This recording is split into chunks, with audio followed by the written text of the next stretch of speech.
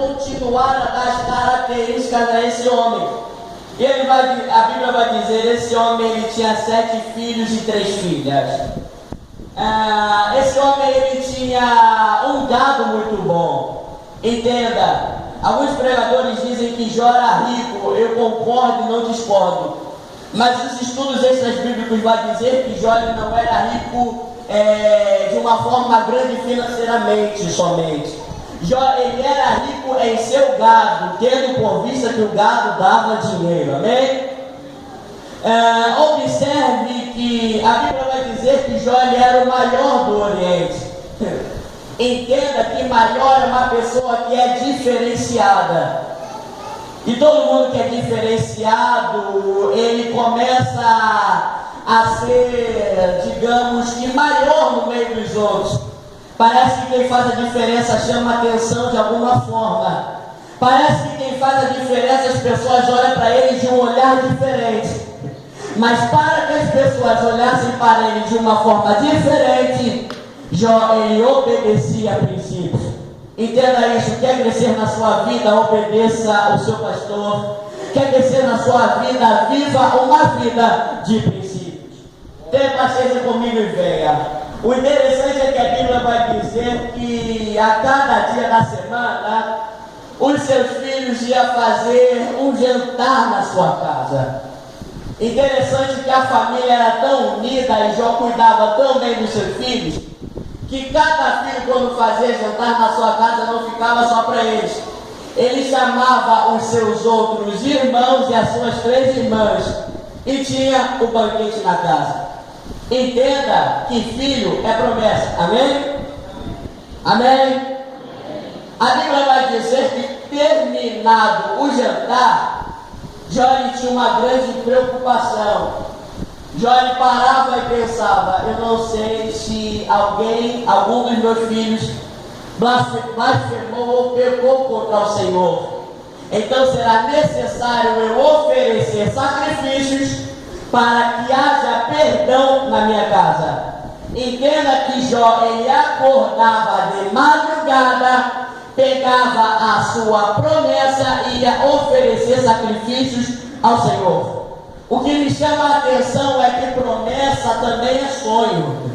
E o que me chama mais a atenção é que muitas pessoas que têm sonhos e promessa faz tantas coisas para alcançar a promessa que ela acaba perdendo a sua integridade. Mas Jó é diferente. Não é porque eu tenho um sonho que eu vou perder a minha integridade. Eu vou cuidar de uma forma piamente da minha promessa. Vem a oferecer sacrifício de madrugada. Sabe por que de madrugada? Porque de madrugada não estava a sua esposa. De madrugada não estavam os seus amigos. De madrugada era somente Deus, Jó e a sua promessa. Deus está dizendo, quer viver em santidade, acorde de madrugada, porque eu preciso tratar com você no silêncio. Entenda algo. Quando Deus ele quer mudar algumas coisas que estão erradas na nossa vida, está entendendo? Não há amigo que nos ajude, não há colega que nos ajude, não há esposa ou esposa que nos ajude. O tratar de Deus não é com o outro, o tratar de Deus é com você, amém? Não. Glória. Entenda algo. Certo dia, os filhos de Deus vai se apresentar ao Senhor. Isso me chamou bastante atenção, porque no meio dos filhos de Deus, a Bíblia vai dizer que o filho do diabo, mas só que no hebraico quer dizer Satã, Satanás, ele vai entre os filhos de Deus se apresentar ao Senhor.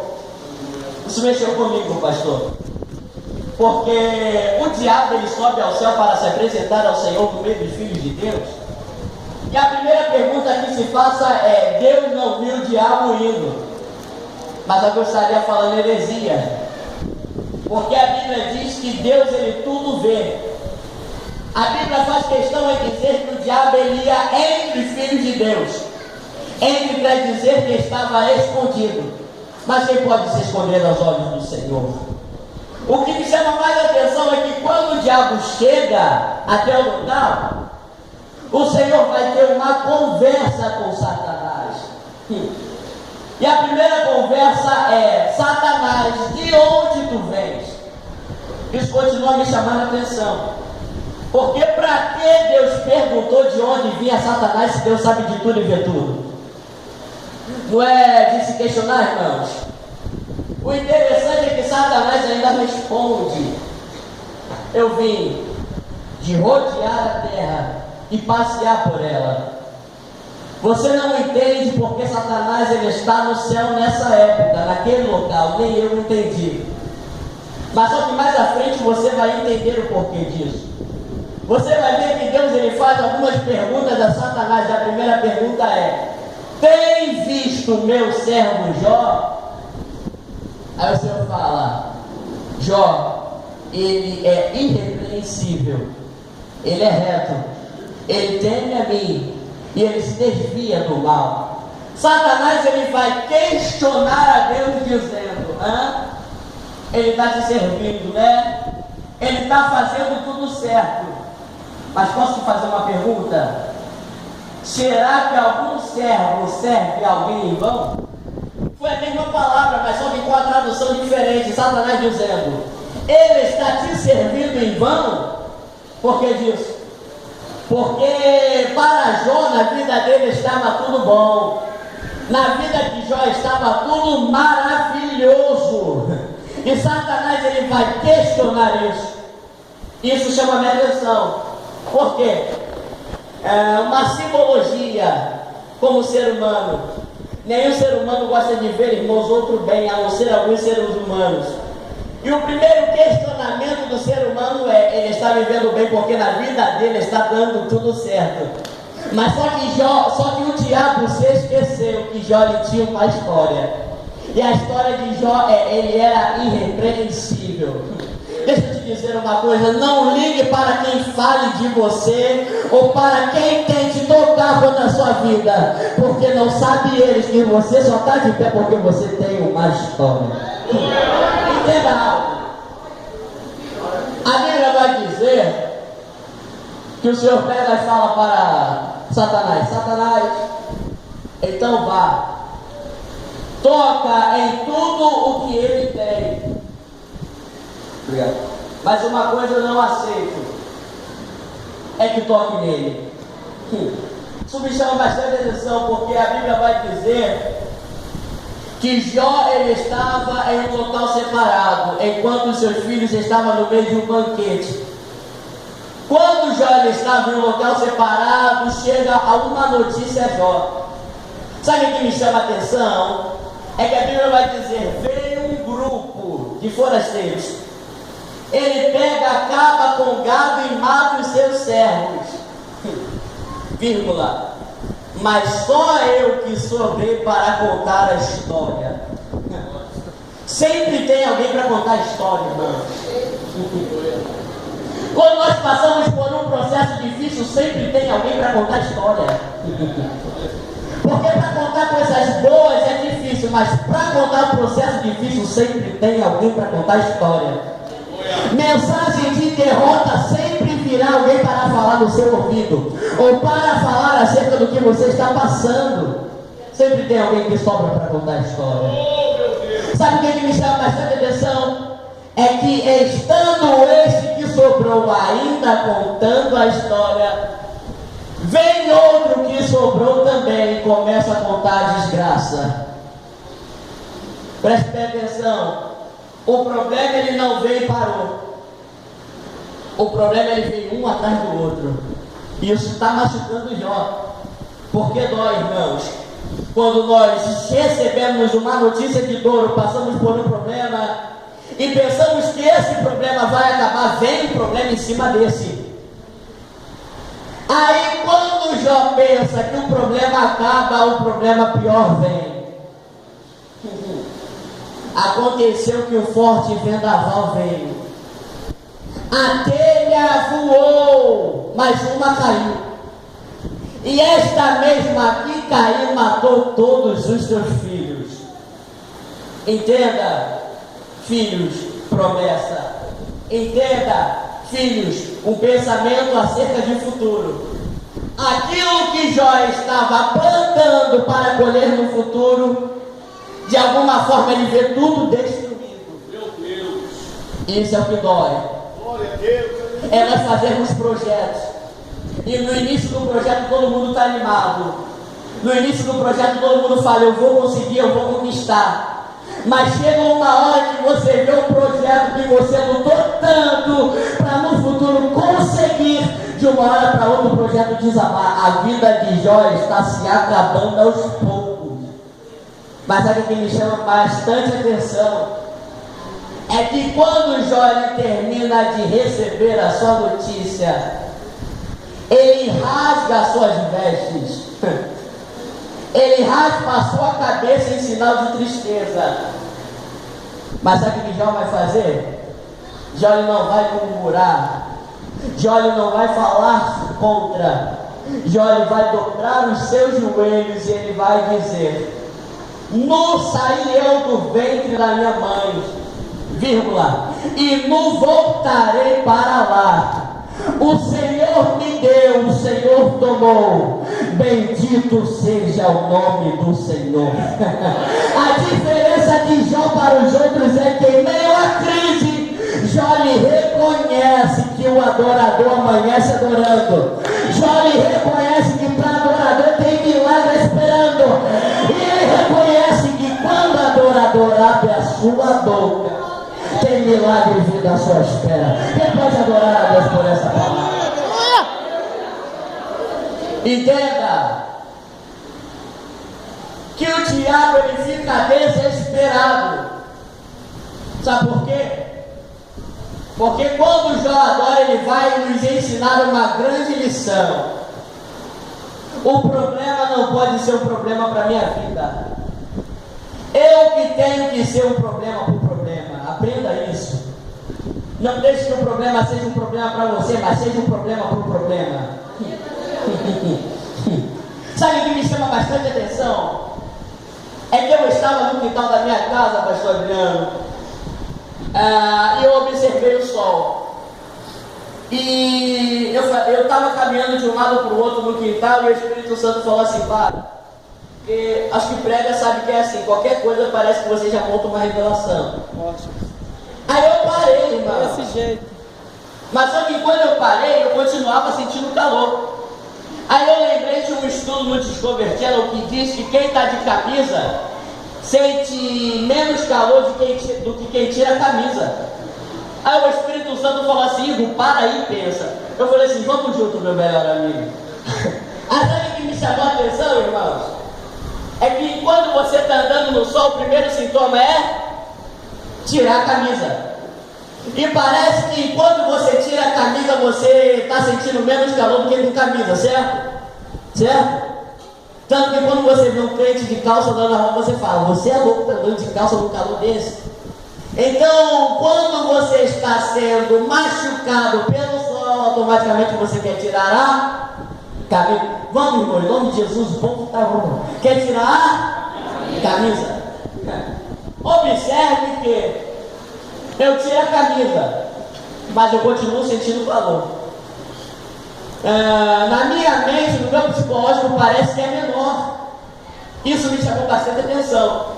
Porque se os estudos dizem que de camisa sente menos calor, porque no meu psicológico sem camisa sente menos calor do que com a camisa?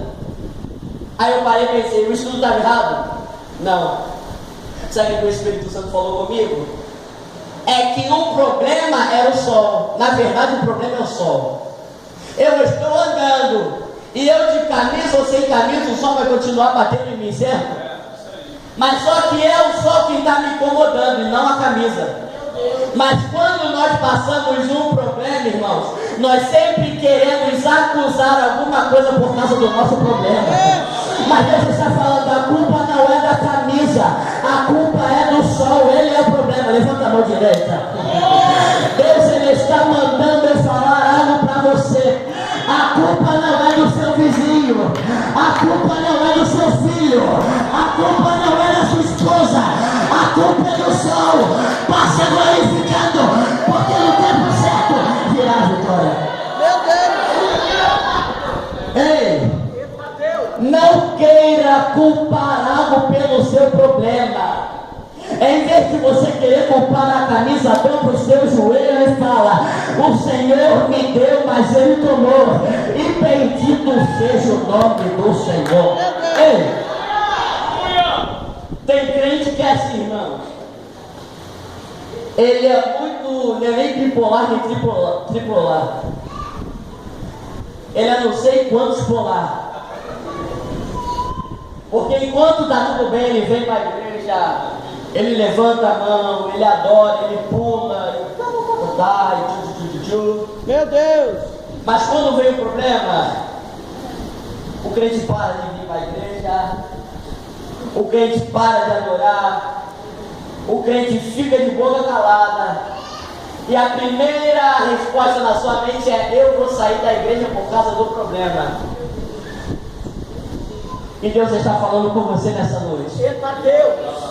Será que eu tenho culpa do seu problema, ou será que eu sou o problema da sua vida? Dá para você parar de pôr um problema na camisa: ah, é porque na igreja ninguém me trata bem. Meu irmão, você precisa de que alguém te trate bem. Quem cuidou de você quando você era criança é sua mãe. É tua mãe que tem que te tratar bem, não os outros da rua. Para de pôr problema nos outros, se o problema realmente é você. Meu Deus! Sabe o que nos falta hoje em dia? É parar e olhar no espelho e dizer: eu sei que muitas pessoas erram comigo, mas ó, o meu defeito é esse. E eu preciso mudar os meus defeitos. Entenda algo? Alguns problemas vêm na nossa vida porque eles têm que vir. Mas outros problemas não são problemas que vêm, são problemas que nós caçamos o problema. E o pior é quando nós caçamos o problema. Porque nós oramos, buscamos, fazendo tudo e nada adianta. E sabe o que nos gesta? É pôr o problema na camisa. Falar: Deus nos abandonou, Deus não está mais comigo. Mas Deus está falando: dá para você parar e ver que o problema é você mesmo? Meu Deus! Não põe o problema na camisa, o problema está no sol, em você, amém? Entenda algo. Jó, ele está passando por um momento difícil na sua vida. Mas sabe o que dói? Isso é a parte do problema que mais dói. É passar o problema quando você não está errado. É passar o problema você fazendo tudo certo. Jó não tinha por que passar por isso, porque a Bíblia diz que ele era irrepreensível e reto. Ele não tinha culpa do problema, mas Deus presenteou a Jó com o problema. É difícil entender quando Deus nos presenteia com um problema. Sabe por quê? Porque todo mundo vai à academia, malha, chega em casa e fala: estou sentindo dores na perna, estou sentindo dores em qualquer lugar. Eu nunca fui para academia, mas minha mãe é assim. Mas só que um problema é esse. Oh meu Deus! Eu estou passando por esse problema porque eu sei que eu tenho uma meta a atingir. Eu entendo que esse problema eu tenho que passar porque eu vou receber algo futuramente. Agora, sabe o que eu entendi com Jó? É que ele passa um problema não sabendo que ele vai receber futuramente. Isso dói. Ah, Jó, para quem não está passando por isso? Eu não sei. Eu só sei que eu estou passando por isso. Legal. No último capítulo do livro vai dizer: Jó, antes de você me conhecer, antes de você só ouvia falar de mim, agora os meus olhos te conhecem. Legal. Essa era a meta final do problema, mas Jó não sabia, porque já estava vivendo o problema. O difícil é passar por problema e não entender o que o problema te levará, o porquê você está passando por um problema. Ainda mais você estando certo. Mas fica tranquilo, Deus, ele te presenteou com um grande presente. Sabe qual é o presente? A Bíblia vai dizer em Jó capítulo 2, versículo 8: e tomando Jó um caco de telha, ele começa a se coçar. Aprenda: o caco ele vai aonde a minha e a sua mão não vai. Vai entender? Pega um vidro, faça essa experiência. Quem vai fazer a experiência? Levanta a mão. Meu Deus! Levanta a mão quem vai fazer a experiência que eu vou dizer, irmão. Algumas pessoas só. O povo é inteligente, tá vendo? Não sabe o que eu vou dizer, então levanta a mão. Glória a Deus. De ter melhor. Pega o vidro de uma janela, irmãos. Taca ele no chão. Quem falou que ia fazer experiência vai ter que fazer experiência. Vai ter que fazer. Pega o vidro e taca no chão. O que vai sobrar do vidro? Os estilhaços. O caco. O que se sobrou. Então se entende que o caco é o que se sobrou de um todo, certo? Se num todo eu estava intacto e de pé, caco é aquilo que se sobrou. Entenda que para Jó pegar o caco, ele toma a seguinte atitude. A atitude dele é essa, ó. O caco não está na frente. O caco ele está atrás. Além de ser algo que sobrou do que se perdeu, é algo que se perdeu no passado há muito tempo. É o que estava atrás. Entenda. Jó estava passando por uma tristeza grande, por um momento difícil, tremendo. E a tristeza, ela nos arranca algumas coisas na vida. A tristeza, ela nos arranca a vontade de viver. A tristeza, ela nos faz ficar depressivo e parado. A tristeza, ela nos faz perder a harmonia. A tristeza, ela nos faz perder a busca, a leitura. Mas o Senhor está dizendo, não deixe que a tristeza te faça perder mais do que você está perdendo. Nessa noite eu estou te presenteando com o caco. E sabe o que é o caco? O caco é para você resgatar aquilo que há muito tempo a tristeza te fez perder. Pega o caco.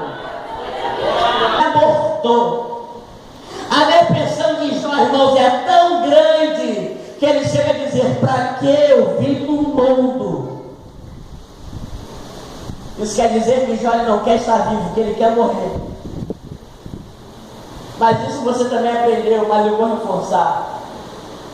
A pura realidade é que quem quer se matar não quer se matar, irmãos.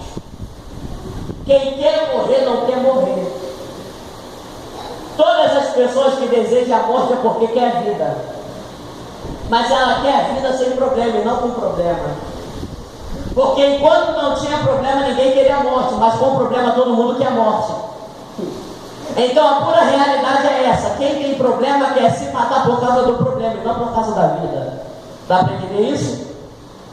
Agora, para encerrar, sabe o que me chama a atenção? É que o capítulo 4, o amigo de Jó vai começar a conversar com ele. Ele vai dizer, Jó, se eu te falar algo, tu não vai se estressar comigo, não?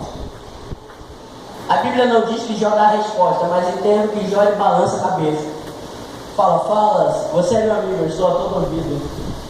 Ele vai dizer, Jó, pense como tens ensinado a muitos. Vírgula. E tem fortalecido as mãos fracas.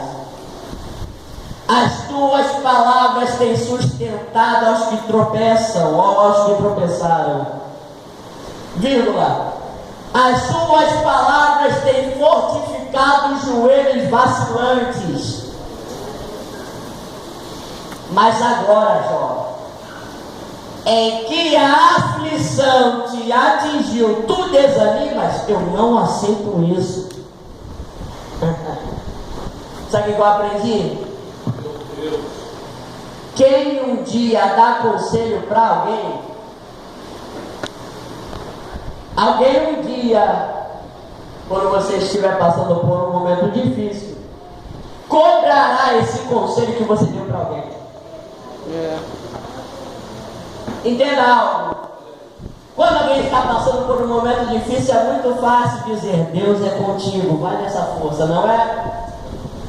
Quando alguém está passando por um momento difícil, a primeira atitude que você toma é, meu filho, eu estou aqui para te ajudar porque Deus é com você, eu não vou deixar você parar porque eu estou contigo.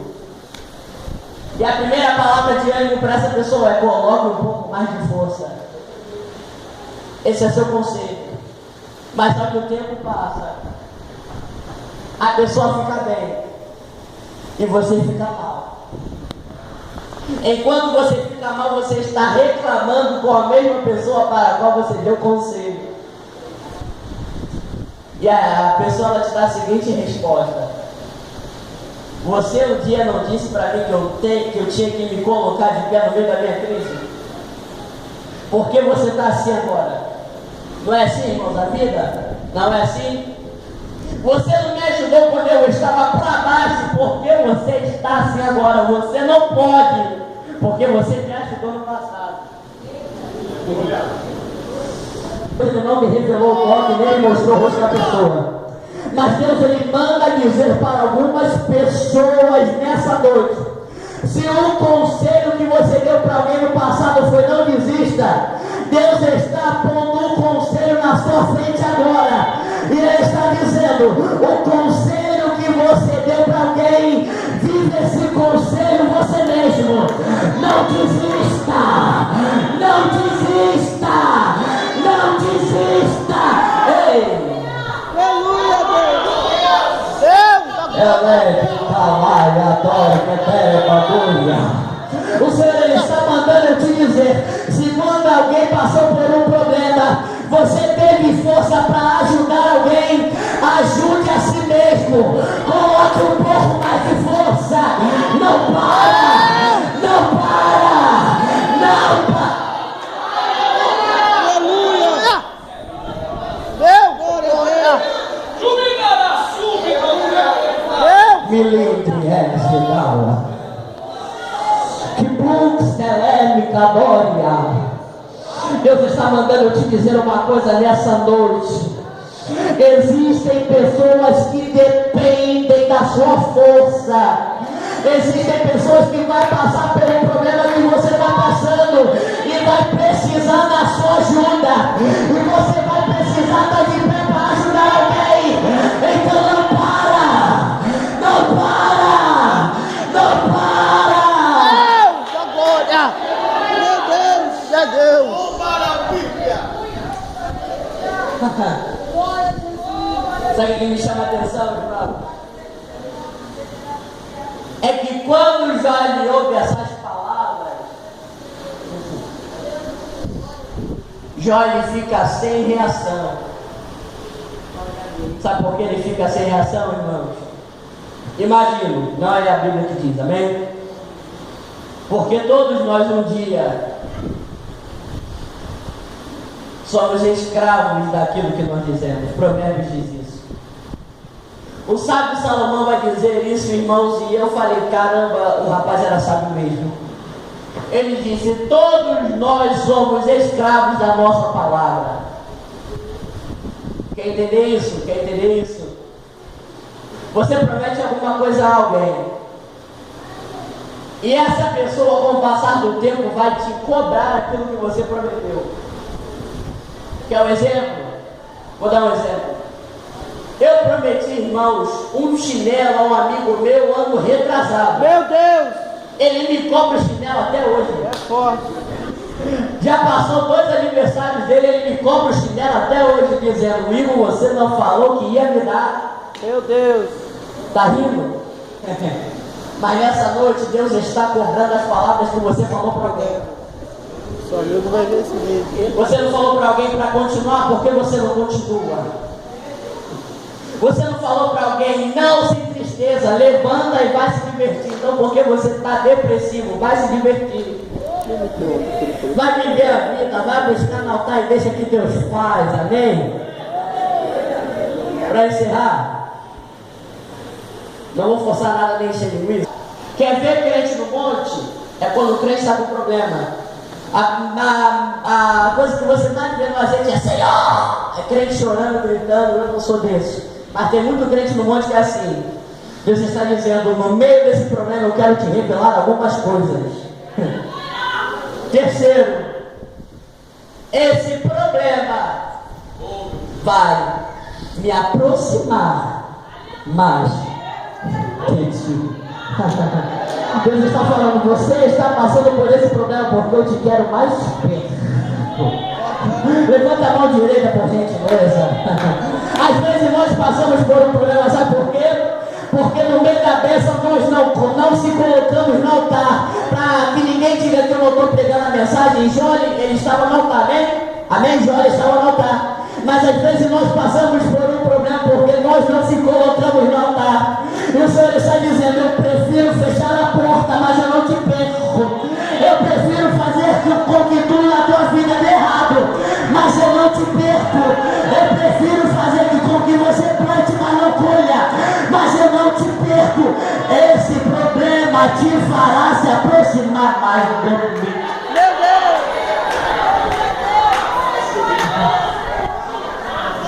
Voltou, Deus! Aleluia! É muito esqueleto, a boca beba. Elemica labarite comedor de beba. Elemite a flor e a pomba dúria. Pega na mão do seu irmão, por gentileza. Pega na mão dele e fala assim: meu irmão, Deus está dizendo, você está passando por um problema, porque Ele não quer te perder por nada. Ou você entra na posição numa boa, ou vai entrar na dor. Deus, Ele não te perde por nada.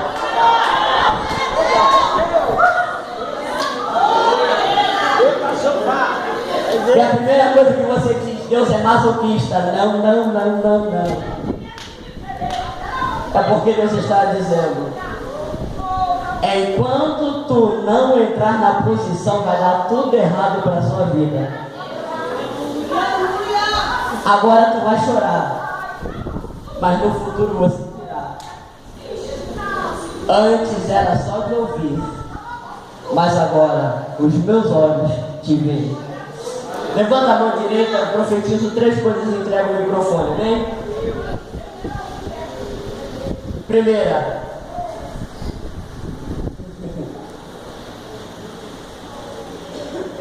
alguém sabe da sua história. Segunda, todas as vezes que você tentar e não conseguir, pegue o carro porque ele está perto de você, tente de novo. E terceira, um dia você ainda há de sorrir por tudo que lá atrás você passou, porque você nasceu para ser feliz. Feche a sua mão, ponha sobre o peito, bata no peito e diga: eu estou passando por isso, mas eu tenho a eterna e firme convicção que eu nasci para ser feliz. Você que tem essa palavra, aplauda o Senhor acima da sua cabeça.